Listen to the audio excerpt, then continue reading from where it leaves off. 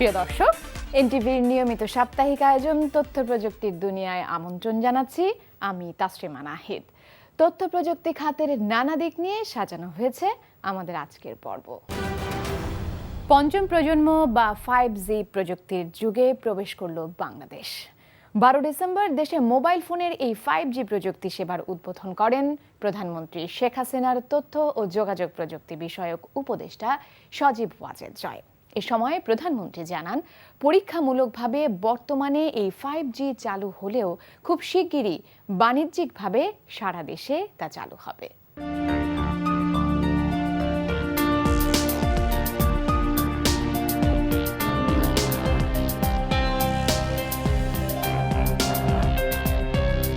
বিশ্বের উন্নত কয়েকটি দেশে চালু রয়েছে ইন্টারনেটের উচ্চ গতিসম্পন্ন 5G প্রযুক্তি।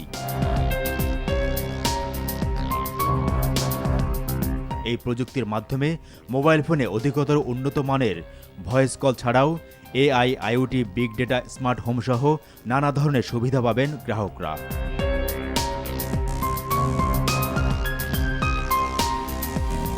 আর 12 ডিসেম্বর ডিজিটাল বাংলাদেশ দিবসে এই 5G প্রযুক্তির যুগে প্রবেশ করল বাংলাদেশ।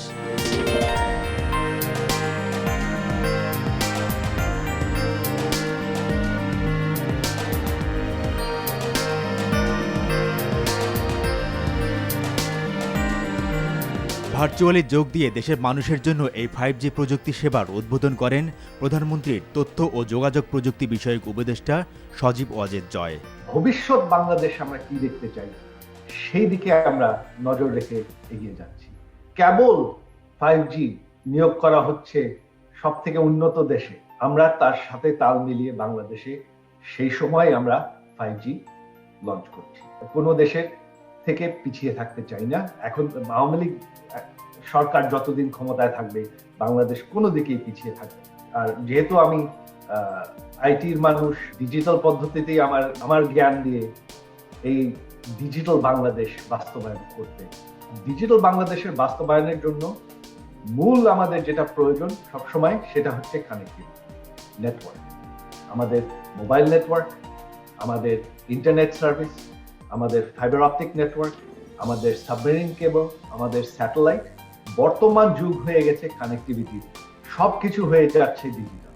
আমাদের যদি নেটওয়ার্ক ভালো না থাকে, নেটওয়ার্ক যদি উন্নত না থাকে, নেটওয়ার্কের গতি যদি সবচেয়ে উন্নত না থাকে, আমরা উন্নয়নে পিছিয়ে যাব, ডিজিটাল পদ্ধতিতে আমরা পিছিয়ে যাব। তাই বাঙালির প্রতি, দেশের প্রতি আমার ওয়াদা যে আওয়ামী লীগ যতদিন ক্ষমতায় আছে আমরা আমাদের ডিজিটাল সেক্টরকে এবং আমাদের টেলিযোগাযোগ নেটওয়ার্ককে আর পিছিয়ে যেতে দেব না। আমাদের টেলিযোগাযোগ মন্ত্রণালয়কে ধন্যবাদ জানাতে চাই, বিটিআরসি কে ধন্যবাদ জানাতে চাই। তারা অত্যন্ত পরিশ্রম করেছে এই 5G বাস্তবায়ন করতে। জানি এখনো 5G খুব অল্প জায়গায় চালু হয়েছে, তবে এটা কিন্তু সব দেশেই। আমি যদি আমাদের এই মার্কিন যুক্তরাষ্ট্রেরই উদাহরণ দেই, আমি যেখানে থাকি এখানে কিন্তু 5G শুধুমাত্র ওই শহরের মাঝে কয়েকটি জায়গায় পাওয়া যায়, তার বাইরে কিন্তু 5G এটা হচ্ছে আস্তে আস্তে আসবে, বাংলাদেশেও আস্তে আস্তে আসবে। বাট আমরা এখন পিছিয়ে নাই। মার্কিন যুক্তরাষ্ট্রের যেভাবে তাদের শহরের মাঝে কয়েক জায়গায় 5G আছে, বাংলাদেশেও এখন আমাদের ঢাকা শহরের মাঝে 5G আছে। তো আমরা বিশ্বের সাথে পাল্লা দিয়ে চলবো, এটা আমাদের বিশ্বাস। বাংলাদেশ উন্নয়নশীল হবে আর ডিজিটাল বাংলাদেশ এগিয়ে যেতে থাকে। অনুষ্ঠানে ভিডিও বার্তায় প্রধানমন্ত্রী শেখ হাসিনা জানান, খুব শিগগিরই সারা দেশে চালু হবে মোবাইল ফোনের 5G প্রযুক্তি। বিশ্বের সর্বাধুনিক মোবাইল নেটওয়ার্ক 5G প্রযুক্তির পরীক্ষামূলকভাবে চালু উপলক্ষে আমি দেশবাসী আপনাদেরকে আন্তরিক অভিনন্দন ও ধন্যবাদ জানাচ্ছি। টেলিটক বাংলাদেশ লিমিটেডের মাধ্যমে এখন সীমিত আকারে 5G প্রযুক্তি চালু হলেও খুব শিগগিরই এটা বাণিজ্যিকভাবে সারা দেশে সম্প্রসারিত হবে। আধুনিক রূপ হলো বর্তমান সরকারের ডিজিটাল বাংলাদেশ প্রতিষ্ঠার উদ্যোগ। এই উদ্যোগের সুফল জনগণ পাচ্ছেন। ইতিমধ্যে সারা দেশে 4G নেটওয়ার্ক চালু হয়েছে উচ্চগতির মোবাইল নেটওয়ার্কের বদলতে দেশে প্রচুর ক্ষুদ্র উদ্যোক্তা তৈরি হচ্ছে। দেশের যুব সমাজের একটি বিরাট অংশ ফ্রিল্যান্সিংয়ের মাধ্যমে ঘরে বসেই আয়ের সুযোগ পাচ্ছে। উচ্চগতির টেলিযোগাযোগ চালুর ফলে দেশের আর্থসামাজিক উন্নয়নের এই জোয়ার আরও বেগবান হবে। 5G প্রযুক্তির মাধ্যমে চতুর্থ শিল্প বিপ্লব বাস্তবায়নে বাংলাদেশ অগ্রণী ভূমিকা পালন করতে পারে। দেশের শিল্প বাণিজ্য যোগাযোগ প্রযুক্তিতে বৈপ্লবিক পরিবর্তনের মাধ্যমে মানুষ জীবনযাত্রা এবং জীবনমান আরও উন্নত করতে সক্ষম হবে। আমি ডাক ও টেলিযোগাযোগ বিভাগ এবং টেলিটক বাংলাদেশ লিমিটেডকে দেশে 5G প্রযুক্তি পরীক্ষামূলকভাবে চালু করার জন্য আন্তরিক ধন্যবাদ জানাচ্ছি।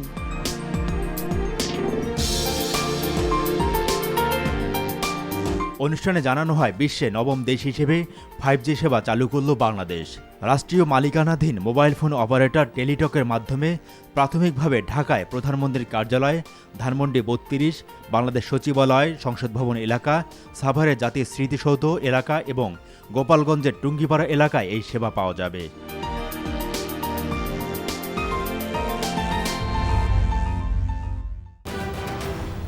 ডিজিটাল বাংলাদেশ কোনো রূপকথার গল্প নয়, এ এক বাস্তবতার কথা, যার সূচনা হয়েছিল আজ থেকে 12 বছর আগে।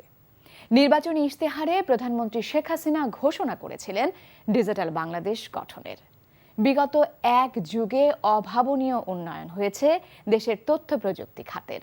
সেজন্য প্রতি বছর 12 ডিসেম্বর পালিত হয়ে আসছে ডিজিটাল বাংলাদেশ দিবস। এই খাতে বিশেষ অবদানের জন্য বিভিন্ন ব্যক্তি ও প্রতিষ্ঠানকে পুরস্কারও দেয়া হয়। পুরস্কার তুলে দেন প্রধানমন্ত্রী শেখ হাসিনা।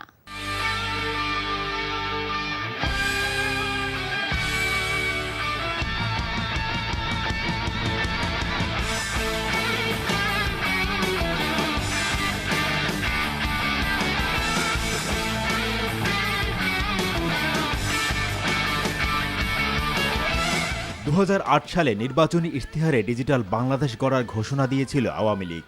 আর এখন সেই ডিজিটাল বাংলাদেশ এক বাস্তবতার নাম, যে কারণে 12 ডিসেম্বর প্রতি বছর পালিত হয় ডিজিটাল বাংলাদেশ দিবস।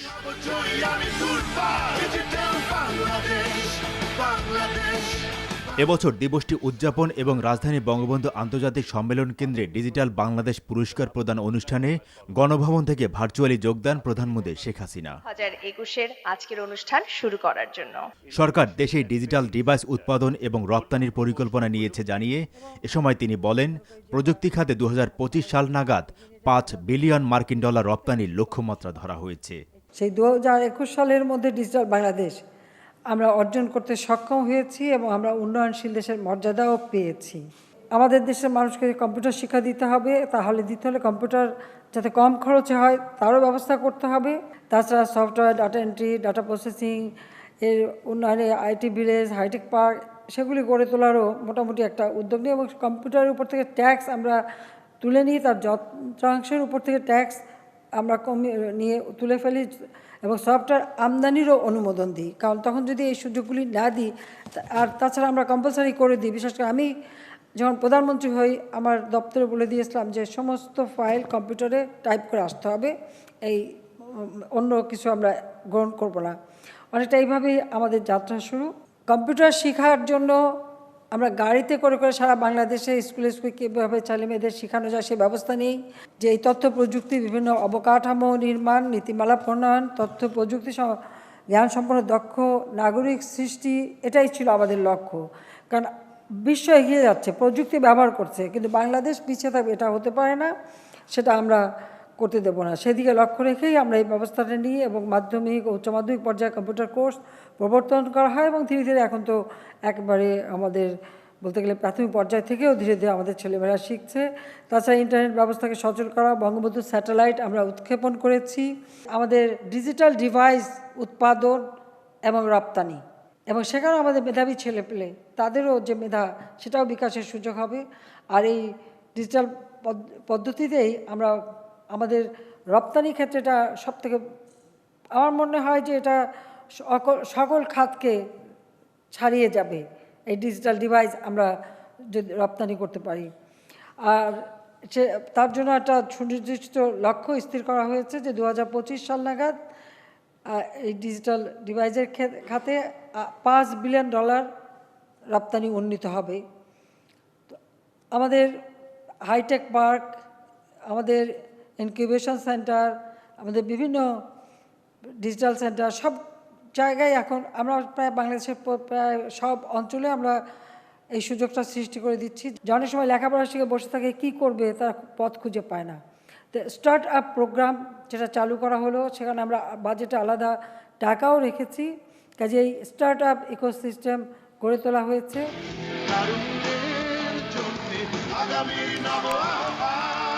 প্রযুক্তি খাতে নতুন নতুন উদ্ভাবন আর মানুষের দোরগোড়ায় সেবা পৌঁছে দিতে যারা অবদান রেখে চলছেন তাদেরকে দেয়া হয় ডিজিটাল বাংলাদেশ পুরস্কার। এ তালিকায় ছিল সরকারের বিভিন্ন দপ্তর সংস্থা থেকে শুরু করে তথ্য প্রযুক্তি বিষয়ক বিভিন্ন প্রতিষ্ঠান, এমনকি স্কুলের শিক্ষার্থীরাও। অনুষ্ঠানে প্রধানমন্ত্রী বলেন, দেশ ডিজিটাল হওয়ায় তরুণ প্রজন্ম তাদের উদ্ভাবনী শক্তি কাজে লাগানোর সুযোগ পাচ্ছে। দেশের ছোট ছোট ছেলেমেয়েরাও কিন্তু তাদের উদ্ভাবনী শক্তি দিয়ে অনেক কিছু তারা আজকে তৈরি করছে, যা বাংলাদেশের জনগণ সেই সেবাটা পাবে এবং পাচ্ছে, এবং তাদের সামনের দিকে এগিয়ে যাওয়ার একটা সুযোগ হচ্ছে। আর এই যে আমাদের ছোট ছোট শিশুদের মধ্যে তাদের যে মেধা, তাদের যে মনন, সেটা বিকশিত হবার সুযোগ, এটাও এই ডিজিটাল বাংলাদেশ না করলে এটা বোধহয় কখনো সম্ভব হতো না। বা তাদের ভিতরে এই যে মেধাটা রয়ে গেছে সেটাকে বের করে নিয়ে আসা এবং সেটা দেশের কাজে লাগানো, এটাই ছিল সবথেকে বড় লক্ষ্য। তো আমি মনে করি সেখান থেকে আমরা সত্যি অনেক বেশি সাফল্য অর্জন করতে পেরেছি। কাজে যারা পুরস্কার পেয়েছে তাদেরকে আমি আন্তরিক অভিনন্দন জানাই, এবং বিশেষ করে ছোট শিশুদেরকে। সেটা দেখে আমার মনটা ভরে গেল এই জন্য যে আমি যে 2041 সালের বাংলাদেশ উন্নত সমৃদ্ধ বাংলাদেশ হবে, তাহলে কাদের দিয়ে সেই বাংলাদেশটা হবে?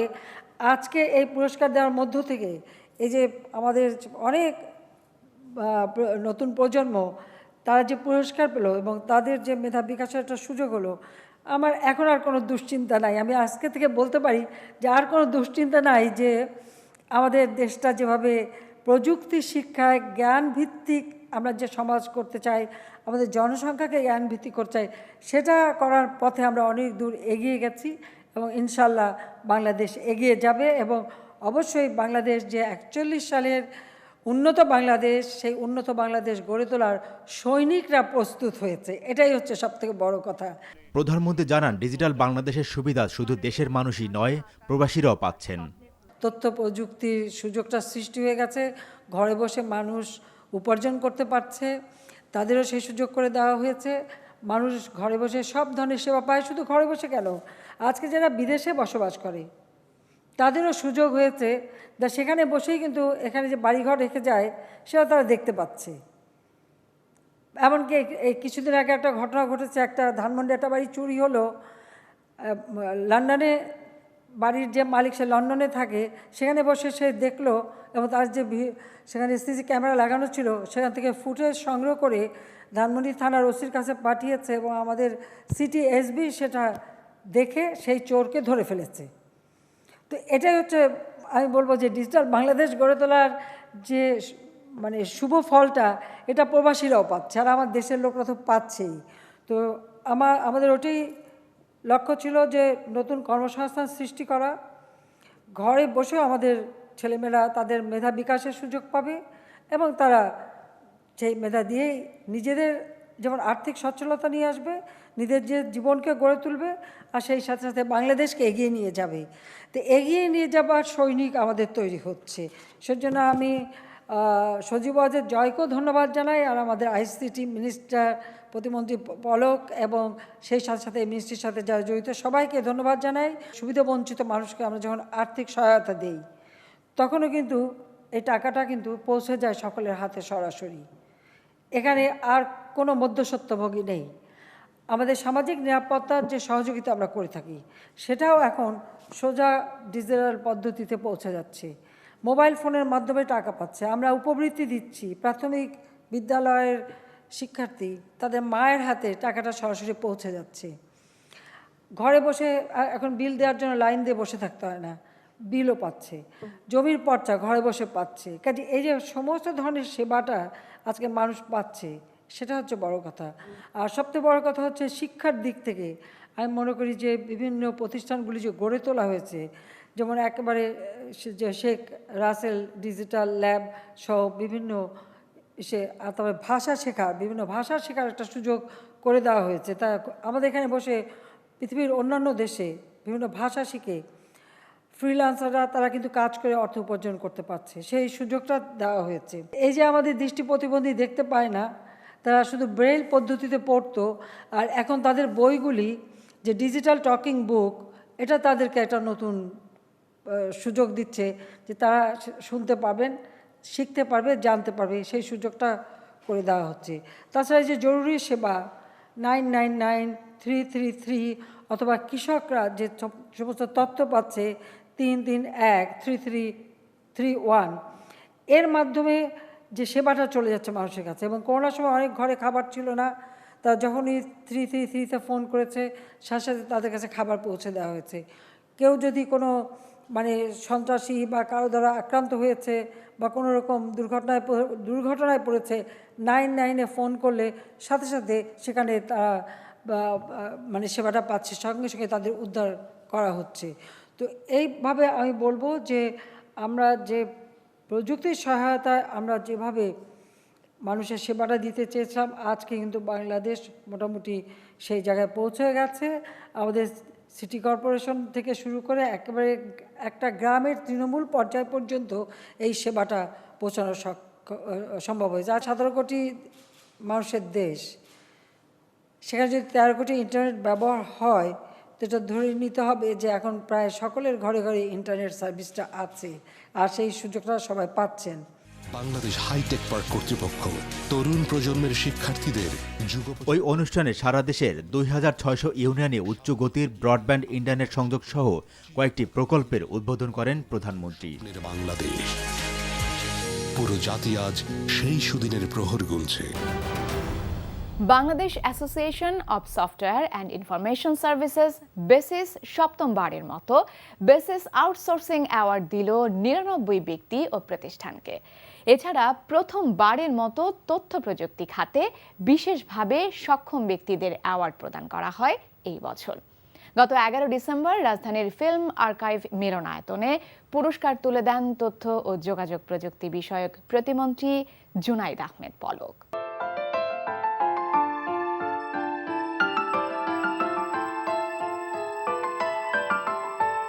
তথ্য প্রযুক্তি খাতে ব্যক্তি পর্যায় থেকে শুরু করে প্রাতিষ্ঠানিক, গ্রাম থেকে শুরু করে শহর, লাখ লাখ মানুষ যুক্ত ফ্রিল্যান্সিং এর সাথে। Digital marketing, graphics, web design সহ বিভিন্ন ধরনের কাজ করে আউটসোর্সিং এর ভিত্তিতে দেশি বিদেশি গ্রাহকদের সেবা দেন এই ফ্রিল্যান্সাররা।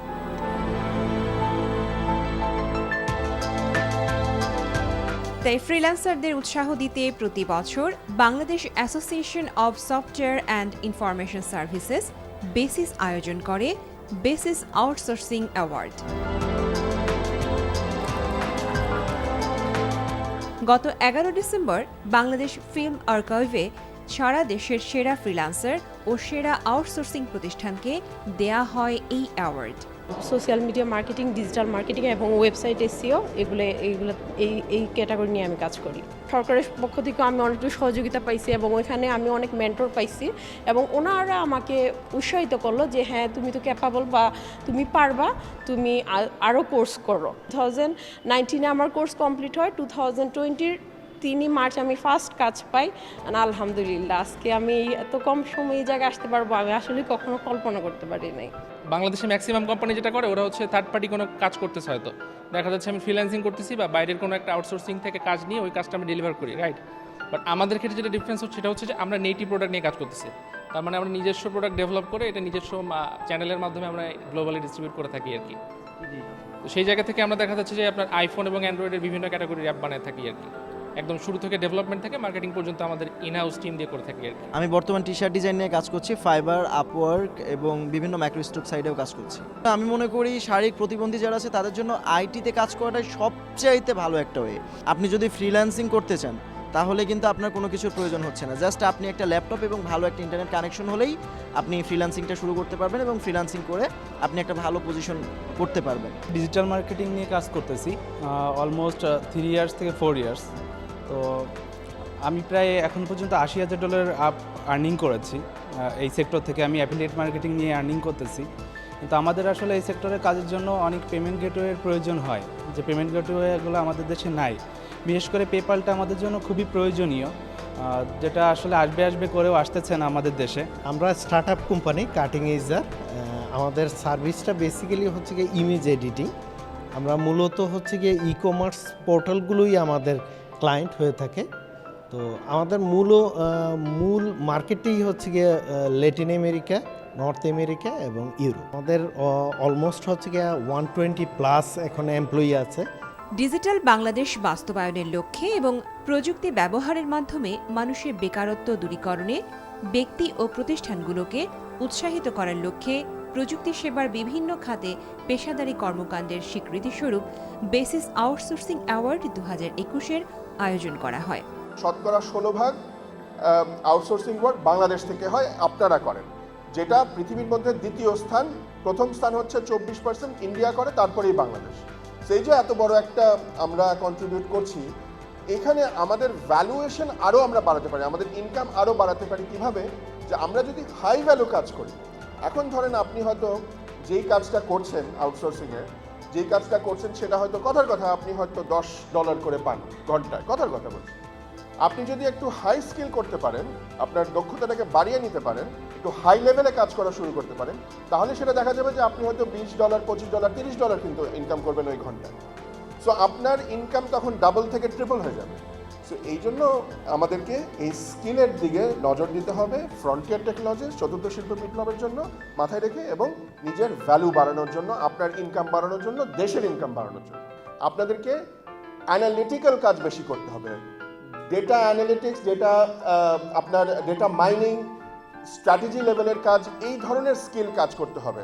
অনেকে যারা করেন, আমি জানি না এখানে কজন করেন, অনেক ধরনের আউটসোর্সিং কাজ আছে যেখানে আপনার ডিসিশন আপনাকে নিতে হয়, শুধু ডেটা এন্ট্রি বা কোনো একটা ক্লিপিং পাথ বা এই জাতীয় কিছু না। মানে একটা ডিসিশন মেকিং, একটা অ্যানালিটিক্যাল কাজ করা, এই ধরনের কাজ যদি আপনারা করা শুরু করতে পারেন, তাহলে আমার মনে হয় আমাদের সবার জন্য সেটা মঙ্গল হবে। ডিজিটাল বাংলাদেশের বিভিন্ন বিষয়গুলো ধরে অনুষ্ঠানে তথ্য ও যোগাযোগ প্রযুক্তি প্রতিমন্ত্রী জুনায়েদ আহমেদ পলক তুলে ধরেন ফ্রিল্যান্সারদের জন্য সরকারের দেয়া নানা সুযোগ সুবিধার কথা। 2008 সালে আমাদের ইন্টারনেট ব্যবহারকারীর সংখ্যাই ছিল মাত্র 56 লাখ। অবশ্যই আমাদের তরুণরা তাদের মেধা শ্রম দিয়ে যার যার আত্মকর্মসংস্থানের ব্যবস্থা করেছে। 6.5 লক্ষ আইটি ফ্রিল্যান্সার, তারা রেমিটেন্স যোদ্ধা হিসেবে প্রায় $750 মিলিয়ন তারা আয় করছে। তবে মাননীয় প্রধানমন্ত্রী জননেত্রী শেখ হাসিনা, তার কাছে আমাদের অবশ্যই কৃতজ্ঞতা প্রকাশ করতে হয়, কারণ উনি যদি সাহস নিয়ে এই fibre optical cable, high speed broadband connectivity 2014 সালে যদি জেলা পর্যন্ত না নিয়ে যেতেন, 15 সালে উপজেলা পর্যন্ত না নিয়ে যেতেন, এবং আজকে এখন 3800 ইউনিয়নে যে একটা সাহসী পদক্ষেপ আমরা গ্রহণ করেছিলাম জনাব সজীব অজিত জয় ভাইয়ের নির্দেশনায়, সেটি ইনফো সরকার 3 প্রজেক্টের আওতায় এখন আমাদের 3800 ইউনিয়নে আমরা ফাইবার অপটিক্যাল কেবল নিয়ে যেতে পেরেছি। আমি দেখলাম এখানে নীলফামারী, পঞ্চগড়ের প্রত্যন্ত ইউনিয়ন, এমনকি গ্রাম পর্যন্ত এই ফাইবার অপটিক্যাল কেবল যাওয়ার ফলে তারা রাজধানী কিংবা জেলা সদর নয়, যার যার ইউনিয়নে, যার যার গ্রামে বসে তারা এখন আউটসোর্সিং করছে ইউরোপ, আমেরিকার অনেক বড় বড় কোম্পানি। তারা ডিজিটাল মার্কেটিং করছে, তারা ওয়েবসাইট ডেভেলপ করে তারা বিভিন্ন কোম্পানিকে সেই সেবাটা দিচ্ছে, ইমেজ প্রসেসিং করছে, গ্রাফিক ডিজাইন করছে। এ ধরনের অসংখ্য আইটি নির্ভর স্কিলস তারা তৈরি করে তারা একদিকে নিজেদের আত্মকর্মসংস্থানের ব্যবস্থা করছে, পরিবারকে আর্থিক সচ্ছলতা প্রদান করছে, এবং বাংলাদেশকে একটি শ্রমনির্ভর অর্থনীতি থেকে একটা মেধা নির্ভর, প্রযুক্তি নির্ভর, ডিজিটাল অর্থনীতির দেশ হিসেবে একটা মর্যাদার আসনে অধিষ্ঠিত করছে। তাই আজকে আমি সারা বাংলাদেশের এই 6.5 লক্ষ ফ্রিল্যান্সার, 3 লক্ষ কর্মী যারা এখন সফটওয়্যার কোম্পানিতে কাজ করছে, 50,000-এরও বেশি যারা বিপিও সেক্টরে কাজ করছে, ই কমার্সে যে লক্ষাধিক আমাদের উদ্যোক্তা কাজ করছে, এবং সাথে সাথে আমাদের নতুন গড়ে ওঠা যে hardware industry, digital device manufacturing industry, সেখানেও যে 50,000-এরও বেশি আমাদের তরুণ তরুণীরা কাজ করছে। এই 20 লক্ষ আমাদের দক্ষ কর্মশক্তিকে আমি ধন্যবাদ এবং কৃতজ্ঞতা জানাচ্ছি। আউটসোর্সিং বা ফ্রিল্যান্সিং এর জন্য এবছর প্রতিষ্ঠান পর্যায়ে 20টি এবং ব্যক্তি পর্যায়ে 79টি অ্যাওয়ার্ড প্রদান করা হয়। দর্শক, আজ এ পর্যন্তই। কেমন লাগলো আমাদের আয়োজন? আমাদের অনুষ্ঠান সম্পর্কে আপনাদের মতামত ও পরামর্শ জানিয়ে মেইল করুন tpd@ntvbd.com এই ঠিকানায়। আর অনলাইনে অনুষ্ঠানটি দেখতে ভিজিট করুন NTV অনলাইন www.ntvbd.com। আপনাদের সাথে নিয়েই পথ চলতে চাই আমরা। আবারও তথ্য প্রযুক্তি দুনিয়া দেখার আমন্ত্রণ রইল। সবাইকে শুভেচ্ছা জানিয়ে আজ বিদায় নিচ্ছি। ভালো থাকুন, NTVর সাথেই থাকুন।